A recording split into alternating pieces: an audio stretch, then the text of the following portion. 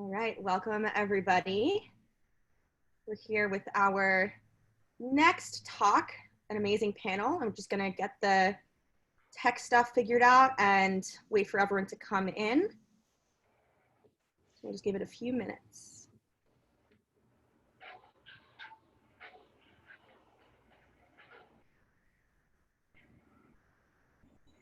Okay, one sec.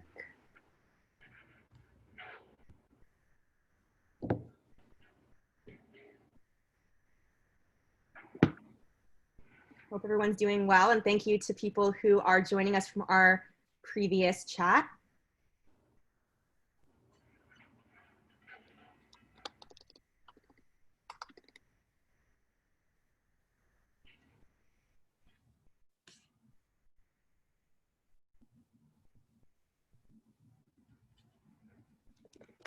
Just 1 minute.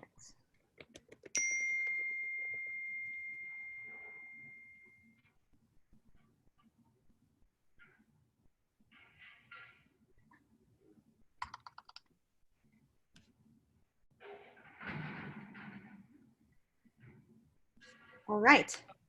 So thank you everyone for your patience. Welcome to this next panel talk between Brett and Sarah, two amazing designers who I'm so excited to hear from. So without further ado, I will let you two take it away. Great. Great. Brett, oh, hey! Yay! Hi. I know, I'm here. You're here. And you're in your living room. Difficulties, but we're back. We're here. It's all good. I like your autumnal color palette too. Really Thank nice. you. I'm feeling it. Yeah. I'm feeling it too. I'm feeling it too. So everybody, thank you for joining us for doing branding right for interior designers.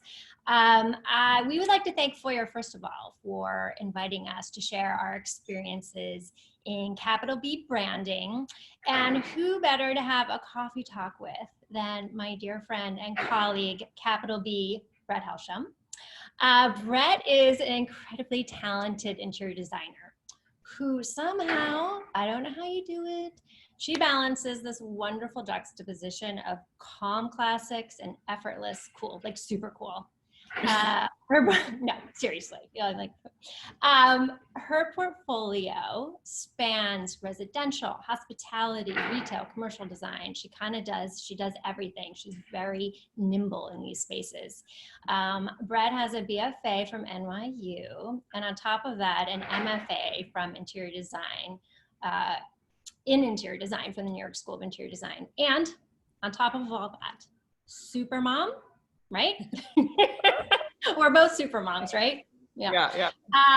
And a lovely human. I've really admired Brett, how she has grown her business and brand in a short period of time. And I think she's a great example of how interior designers are doing branding right now. So thank you for joining me. Thank you. That's such a lovely introduction. I have a question for you before we start. Are you actually wearing pants? Are you wearing pajamas? Nah, jeans. You know, this whole Zoom thing, people like you don't know. You're like party from the top up and you don't know what's happening from the top down. So you're very like the top game, because that's all that matters right now. It cuts down on the wardrobe budget, right? Yeah, exactly. So Sarah, I've known you for a few years now. My turn to introduce you. And of course, you're an incredible person, but also an artist. I know that what began as sort of a daily creative exercise in healing ultimately evolved into collection after collection after collection of these amazing surface designs, which you can sort of see behind you, that are in gouache, right? And so that, I think, organically evolved into your eponymous brand of wall coverings and fabrics that you started in 2019. But I don't think I would classify you as like an overnight artist, right? Like you've always been an artist. You studied graphic design at RISD, and you've actually been the creative director of your own design consultancy agency, right? That you founded in 2003. So it's not really a question in my mind that you were able to organically go from artist to, really fixed person in the interior design world. that you garner attention from not only designers, but publications, and that's internationally. So that's really amazing. And in this sort of short span of time, you have exclusive contracts with CB2, which is amazing. And you've been already featured in countless publications like Arc Digest and ID Mag. So Me blush. You're making me blush. I mean, you're amazing. I mean, with all sorts of people, you're a dream to work with and collaborate with. And so I'm just really glad to call you my friend. So let's just get this party started. Let's talk about branding. Let's dive into it. So I feel like we have a lot to cover in a short period of time. So we're going to try to present to everyone some really solid takeaways and kind of connect them to our experiences in our various industries. But as I said, like Brett has a really great brand to use as a case study. And it encompasses so much more. When you think branding, it's like, oh, okay, so the logo and the website, but it's so much more than that. And I think that you have a very successful execution of the look and feel across all of your various communications, but also the tone of voice in what you put out there between writing and video. And there's this consistency as to how you present yourself and your business that is really successful, but also super, super authentic. So I think that what might be helpful, I would like to learn a little bit more, and I think that our group here would be interested is, what does branding mean to you, and how did you get started in building your brand? Totally. So I think, I mean, just to start off with the basics, like what is branding? And that's really what the perception of what people or clients or prospective clients actually think about when they think about your business, right? So it's not just these pretty appealing visuals, so to speak. It's also about your voice, the way you build relationships with your clients and within your network. And eventually it's that promise, right? That what a client can expect should they hire you. So all of that needs to represent this true, authentic, as you said, you. That also includes like your deepest passions. It's not just about like the work, it encompasses you. So I guess, what does that mean? I break that down into 3 steps. So any of you that want to grab a pencil and paper, this would be the time. So we can dive into that. So number 1, I ask myself, who am I? And like, what the hell am I serving? Or what am I doing, right? Like what is my brand? Because you have to define it. Otherwise someone else is going to do that for you, right? And you might not really like what someone else has sort of said about you. So there's a million of us designers out there. So we're trying to separate who we are from the pack, right? So identifying who you are, what your style is. Are you specialized, right? Are you strictly residential? Are you strictly commercial? Are you a mid-century designer? The more that you can sort of pinpoint that, the better. You could be someone that does it all, right? But you have to be able to answer that question. But most important, like a vision board, you really want to, for me, start to visualize who that client is, right? Is it a bachelor? Is it young families with young kids? What's their style? What's their average income? Their budget? What's their age group? The more in depth with your ideal client that you can be, the better. That's sort of your ultimate goal, really writing down what it is that you do and who you want to serve. And then like, from that, you start to define what makes you unique, right? So imagine if you're, Sarah, if you're in a small town, right? Really small town, and there's 3 designers there. The last thing you want to be compared to is price, right? Like, oh, she's the cheap girl, it's like an iPhone. You buy, no one really buys the expensive one and no one buys the cheap one. Everyone stays in the middle, but you don't want to be that designer. You really want to not be like the Walmart of designers, even though I love Walmart, but you really want to stand out. So how do you stand out from those other 3 people? Because ultimately vibe attracts your tribe, right? So and we want to work with people that we like. Like I'm always saying this, I'm like, work with people you like. And when you are communicating who you are and have a really strong sense of your own identity, that projects to people who you are, and like people want to work with like people, right? And you want those healthy client relationships. Yeah, you're gonna get bad apples along the way. That's a whole other talk that we can We can structure talk about that another time. Yeah. Exactly. But oh God, it's like I'm getting flashbacks. But yeah, you really want to attract the people that you want to attract. And of course, not only that, like you want to attract the people that pay the way you want to get paid, and you deserve to get paid. So that will lead us to number 2, right? Which you sort of alluded to at the beginning of what branding is, which is the visual component of it all, right? That includes logo, color, typography, your website, right?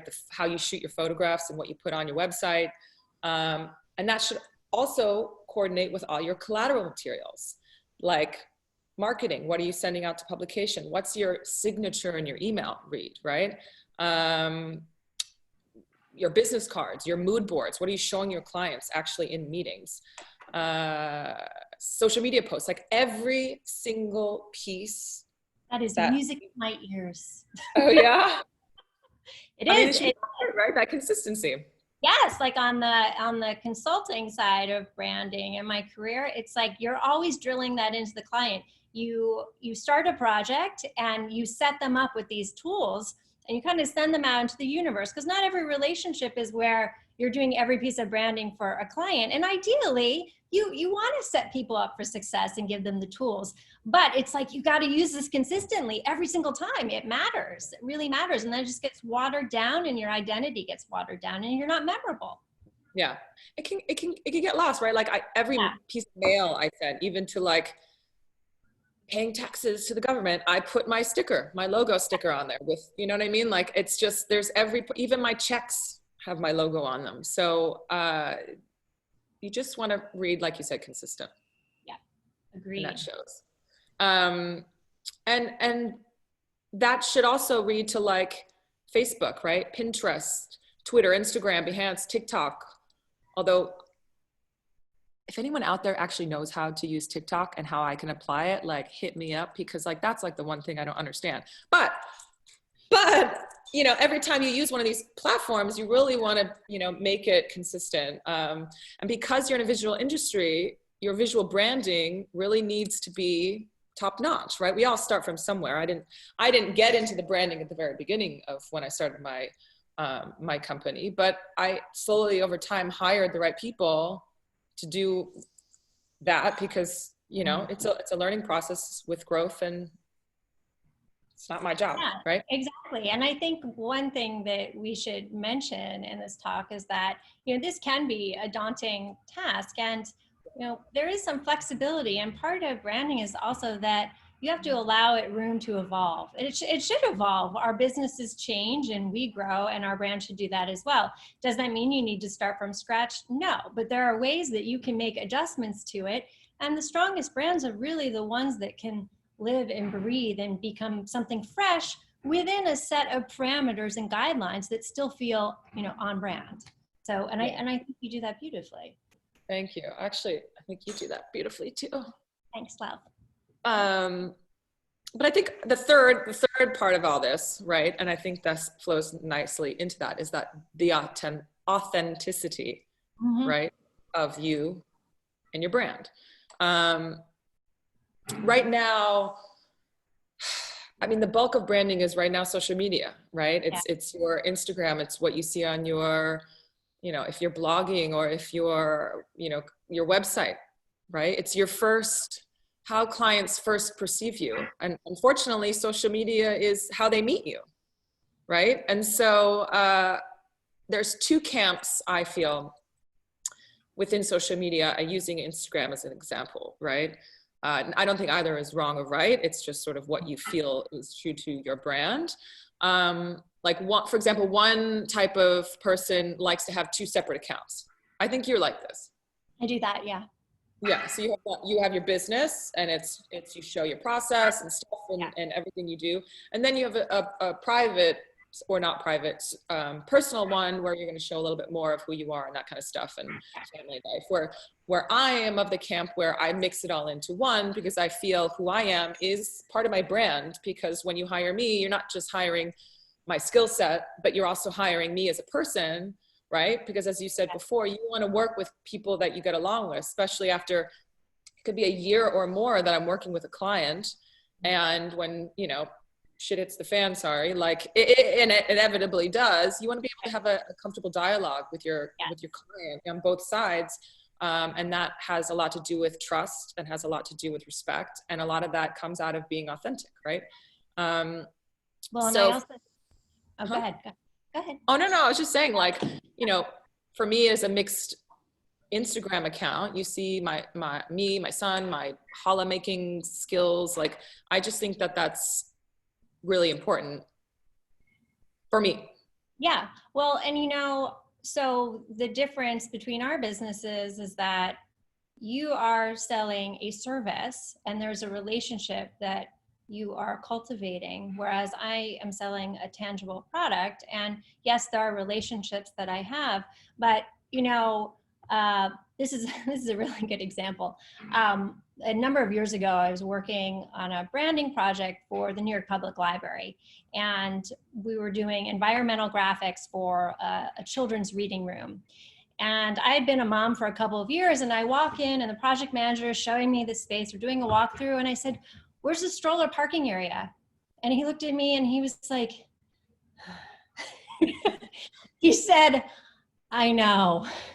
The architect didn't include it, and we had to rework a whole bunch of stuff."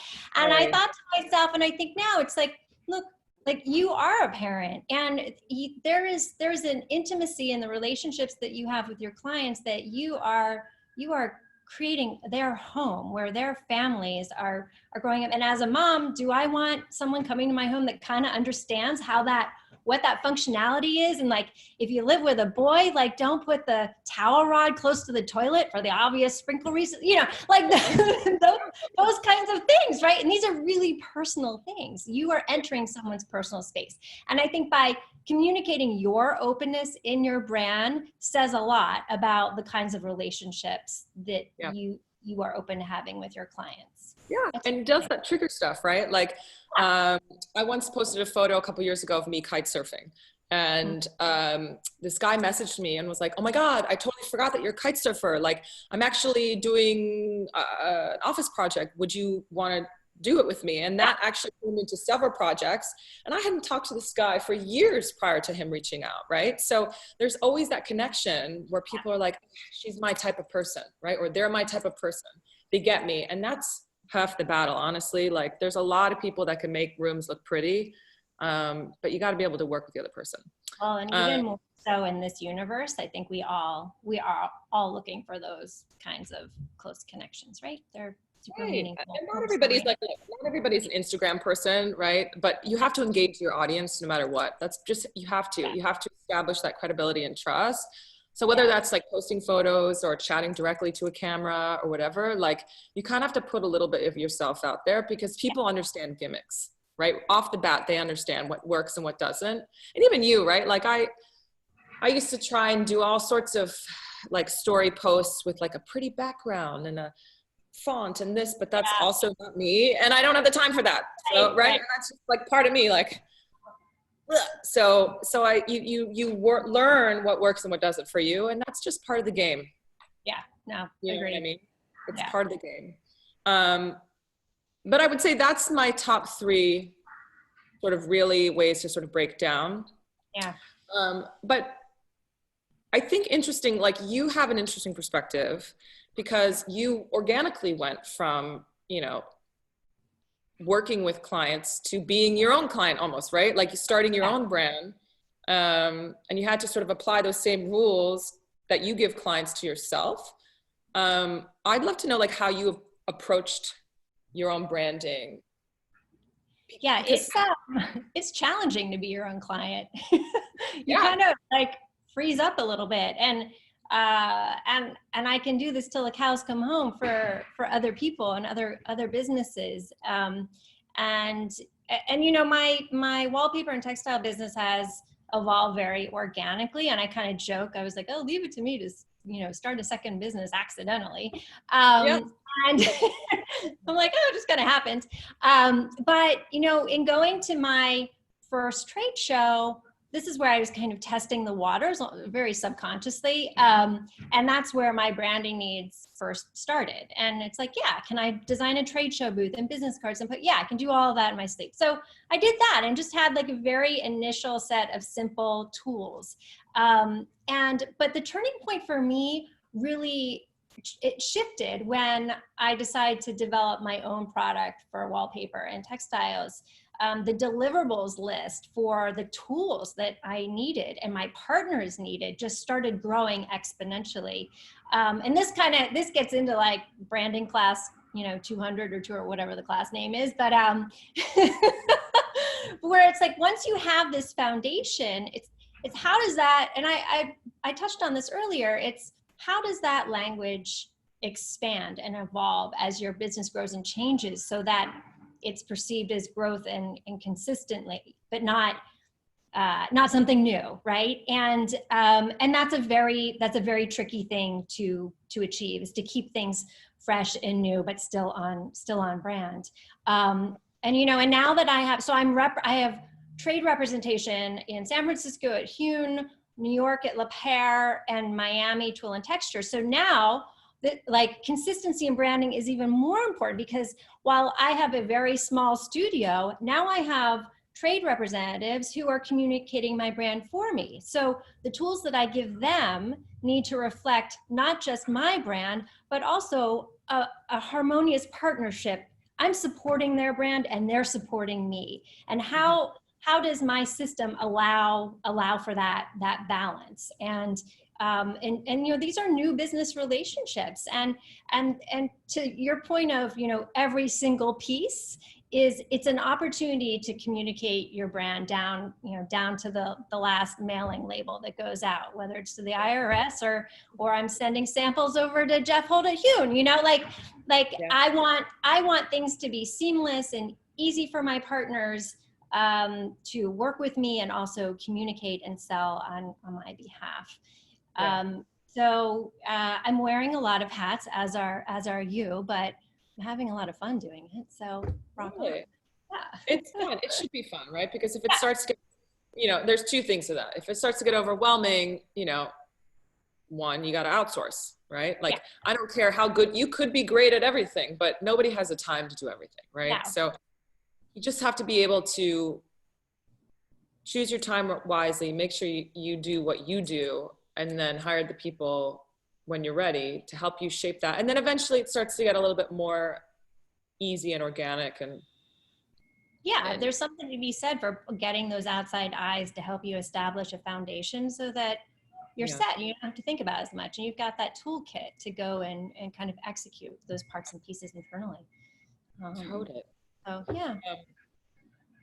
Yeah, I agree with you. I think if we were to boil it down, what would your most important brand tool you would use for your business? Yeah, it shifts, right? Right now it's social media, hands down, because that's how we're communicating. And, I studied typography at RISD, where we painted letters with a brush and spaced letters out for optimal readability from 5 feet away to 30 feet away. So I guess my point is, like, I've really had to adapt and tool up, which is not a bad thing. It's a learning curve, but now more than ever, that's how I'm communicating. How about you? Yeah, I'd say social media. Yeah. A lot of people are like, oh, I'm so bad at it, right? But unfortunately, it's the name of the game. And yes, my business, as is yours, is word of mouth, right? So part of that, what I spoke about earlier, is that, part of your authenticity and your branding and stuff like that means nothing if you have a bad reputation. Okay. Right? Like, you could have the coolest brand in the world, but if nobody wants to work with you, you're not going to work. So I think rolling all that into is, like, you just also have to be a nice person. Yeah. Above all, a good human. So before we break into, I guess, questions, Q&As, like that, because the time is running out. I feel like we could talk forever. No, you and I, we can talk. We can talk. We should have another coffee talk. Yeah. gonna set that up. But why don't you give us quickly like your top takeaways for branding that people, you personally, and then me personally. Foundation. Be thoughtful about defining who you are first, conceptually. People can make anything pretty, but define who you are first. Consistency, totally key. Every single piece, everyone please remember what Brett said, every single piece, period. Like, whole. And I think as you have more team members using those parts and pieces of your brand toolkit, make sure everybody's on the same page. And that's for trade vendors or internal staff. And I think the last thing is, if hiring a branding consultant is not in your wheelhouse, totally fine. But if you can, use resources, ask for help, even if it's just to establish that foundation and some core strategy with a few basic tools, it's worth the investment. Yeah, I agree. Yeah. What about you? What are your top? I think mine are like, think about your brand as a person, make sure you like what you see, right? And then at the end of the day, it's not just what it looks like, but it really is what it feels like. Like you get that energy from it, and you know when you get it, right? How do you separate yourself from others, which is super important. Like you, there's value in getting outside help. And remember, I think most importantly, you might create an amazing brand, but you have to promote it. That's just, you have to. And that at the core, branding is about reputation. So you want to have a positive reputation, because you cannot grow if you don't have anything in the pipeline. So I guess with that, we can open it up to questions, right? Yeah. Excellent. Thank you so much, Sarah and Brett. That was phenomenal. I can't wait to apply these teachings to my own brand as well. So we have a few questions. First, we got a few questions from current students who are asking, do you think it's beneficial or necessary, like as a current student, to really establish your brand? And will that help you then get more jobs once you're out into the workforce? I can speak to that. Yeah. Listen, I think no. I mean, yes, to know what you like, but I think as you become a professional, I mean, I always encourage people to work for other people first, learn the mistakes on someone else's dime. Don't tell them I said that. But it's true. And then when you're ready to go on your own, because there's a steep learning curve going on your own, by then, after a few years, you've kind of, because I've shifted, I was like, I'm only doing commercial, and now I love residential, and things shift and change. So I think, as you said, organically, your brand is going to come to where it needs to be, but I don't think on the onset it has to be defined. Okay, excellent. Thank you. So our next question is, this is coming from somebody who is just at the start of establishing their interior design practice. How do you convince like the first few clients to hire you when you're just at the beginning? Besides begging? Besides that, yes. You're like, I will work for a bottle of wine. Yes, I will do that. Yeah. Yeah. Look, I think always be true to yourself, right? Like, yes, I'd work for wine, but also you need to work for money. It's, it's important to be able to, it's hard getting off the bat, like, but it snowballs. Once you have one client and you get that reputation and people see that you can actually do the work, it'll snowball. It will really happen organically on its own. Okay, amazing. That's so good to know. And we have time for one more question. And this person is asking, do you feel like mixing your personal and like business pages together like into one, is that, more beneficial when providing a service? Will people resonate more with that? I don't know. Sarah, what do you think? I mean, for me, it works for me. Like, I like it, but I also have a lot of design friends that really have their private pages private, and they might show an Instagram and do the whole talkie on their design pages, but they really don't want to show that. I think my husband would think that I should be on that camp, but I'm like, here I am at a farm and whatever. So it's really just how you feel. I don't think there's a right or wrong. I think it's a personal choice. And also I think there's a little bit of a division between product and service. And also, when does a product become more of a personal brand? It just kind of, I'm on the cusp of that as well.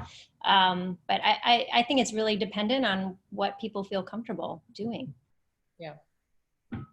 Amazing. I love that. So we're out of time now, but I see there are some people who have more questions in the chat. Would you two feel comfortable sharing like your email or your Instagram so people can reach out and ask more questions? Sure. Yeah. In the chat is probably easier, right? Sure. Yeah. If you're able to just type it right in the chat. Yeah, that way people can just reach out and get all their questions asked, because we have a lot of great questions and I wish we had hours upon hours to continue the discussion. Yeah. Am I going to regret giving my personal email, or should I give my personal? Yeah, How whatever many you people are asking? Oh. Okay. I gave my personal. Here you go, everyone. Excellent. Thank you so much, Sarah and Brett. That was absolutely phenomenal. And thank you to all of our attendees who came today.